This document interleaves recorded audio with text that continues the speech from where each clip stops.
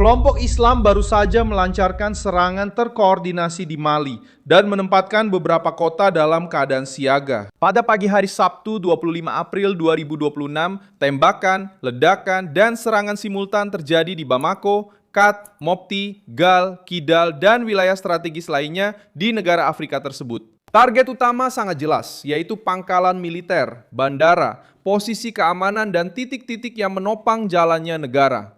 Serangan ini dikaitkan dengan kelompok bersenjata yang terhubung dengan Al-Qaeda. Saya akan segera menceritakan semuanya kepada Anda, tapi sekarang Anda pasti ingin berlangganan saluran ini agar tetap mendapatkan informasi terbaru, informasi secara real time, dengan kualitas jurnalistik terbaik yang pernah ada, sesuai standar kredibilitas Milson Alves. Yang terjadi adalah sebagai berikut. Mali memasuki babak baru tekanan. Apa yang sebelumnya sudah merupakan krisis keamanan yang serius, sekarang muncul sebagai upaya langsung untuk menekan pemerintah militer dan menyebarkan ketakutan. Di Bamako, ibu kota, warga melaporkan adanya tembakan di dekat Bandara Internasional Modibo Keïta dan pangkalan militer Kat, salah satu daerah paling sensitif di negara itu. Menurut Reuters, serangan tersebut sempat menyebabkan penutupan bandara utama, sementara kedutaan Amerika Serikat mengarahkan warganya untuk berlindung di tempat yang aman. Serangan tersebut tidak terbatas pada ibu kota saja. Ledakan dan baku tembak juga terjadi di Sévaré, Mopti, Gao, dan Kidal. Di beberapa tempat, laporan menunjukkan adanya pria bersenjata di kendaraan dan motor menggunakan senjata ringan, peluncur roket, dan bahkan drone. Gambaran yang terbentuk adalah sebuah operasi yang direncanakan untuk menunjukkan kekuatan di berbagai lini secara bersamaan. Ini bukan sekedar serangan yang berdiri sendiri. Ini adalah pesan brutal dari kelompok jihadis. Mereka ingin membuktikan bahwa mereka mampu menyerang jantung politik dan militer Mali. Pemerintah militer menyatakan bahwa pasukannya sedang melawan para penyerang dan kemudian mengatakan bahwa situasinya sudah terkendali. Namun, kebutuhan akan pernyataan itu sendiri menunjukkan besarnya guncangan yang terjadi. Ketika sebuah pemerintah harus menutup bandara, memblokir jalan, dan mengerahkan pasukan untuk menahan serangan secara bersamaan, jelas bahwa krisis tersebut telah berubah dari konflik yang jauh menjadi ancaman di dalam kota-kota. Rasa takut telah sampai ke lingkungan, jalan-jalan, dan pusat-pusat kota. Kelompok yang paling sering disebut dalam ofensif ini adalah Jonin, singkatan dari Jamaat Nusrat al-Islam wal Muslimin, sebuah organisasi jihadis yang terkait dengan Al-Qaeda. Kelompok ini telah menekan Mali selama berbulan-bulan, tidak hanya melalui serangan bersenjata, tetapi juga dengan strategi yang lebih berbahaya. Memutus pasokan bahan bakar, menyerang konvoi, membakar truk tangki bahan bakar, dan mencegah barang kebutuhan pokok sampai ke Bamako dan kota-kota lainnya. Tujuannya sederhana dan kejam, melumpuhkan negara dari dalam. Sejak September 2025, blokade bahan bakar ini telah menjadi salah satu ancaman terbesar bagi pemerintah militer Mali. Truk-truk yang datang dari negara tetangga seperti Senegal dan Pantai Gading mulai diserang di jalanan. Pada bulan Oktober, krisis ini menjadi begitu parah sehingga sekolah dan universitas ditangguhkan selama 2 minggu. Kekurangan bahan bakar mempengaruhi transportasi, kegiatan belajar, perdagangan, makanan, rumah sakit, dan mobilitas para pekerja. Krisis keamanan juga berubah menjadi krisis sosial. Mali mengalami drama ini setelah bertahun-tahun kudeta, perang internal, dan pergantian aliansi eksternal. Junta militer yang dipimpin oleh Assimi Goïta mengambil alih kekuasaan dengan janji akan memulihkan ketertiban. Namun, dengan keluarnya pasukan Prancis dan misi PBB, pemerintah menjadi semakin bergantung pada dukungan Rusia, termasuk pasukan yang terkait dengan mantan kelompok Wagner dan sekarang Afrika Korps. Meski begitu, kekerasan tidak mereda. Di berbagai wilayah, kekerasan justru menyebar. Masalahnya adalah para jihadis tahu di mana harus menyerang. Mereka tidak perlu langsung merebut sebuah ibu kota. Mereka bisa memutus jalan, membakar bahan bakar, menghalangi pasokan makanan, menyerang markas, dan memaksa pemerintah bereaksi di banyak tempat sekaligus.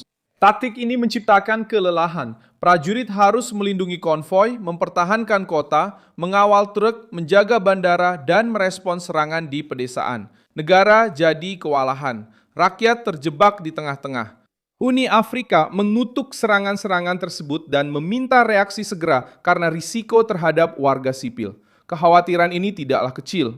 Jika Mali semakin terpuruk, masalah ini bisa menyebar ke seluruh Sahel, wilayah yang sudah menghadapi kekerasan di Burkina Faso dan Niger. Pergerakan kelompok jihadis di wilayah ini tidak mengenal batas negara. Mereka memanfaatkan daerah pedesaan, jalur penyelundupan, komunitas yang ditinggalkan, dan pemerintahan yang lemah untuk memperluas pengaruhnya. Mali juga berada dalam posisi yang sulit karena krisis internalnya bercampur dengan konflik internasional. Pemerintah memutuskan hubungan dengan mitra barat dan mendekat ke Rusia. Dan mereka berharap bahwa pergantian dukungan ini akan membawa lebih banyak keamanan. Namun, serangan yang terjadi saat ini menunjukkan bahwa tantangannya lebih besar daripada sekedar mengganti sekutu. Negara ini harus mengendalikan wilayah, melindungi jalan-jalan, mengembalikan kepercayaan masyarakat, dan mencegah kelompok jihadis menggunakan krisis sosial sebagai senjata. Jeremy tahu bagaimana memanfaatkan kekosongan ini. Kelompok tersebut memposisikan diri sebagai alat tekanan terhadap pemerintah. Namun, praktik mereka ditandai dengan blokade, penculikan, serangan terhadap warga sipil, serangan terhadap konvoi, dan penghancuran kehidupan normal. Ketika mereka membakar truk bahan bakar, mereka tidak hanya menyerang negara. Mereka menyerang para supir, keluarga, sekolah, rumah sakit, dan pasar. Ini adalah strategi pencekikan. Rakyat Mali membayar harga tertinggi.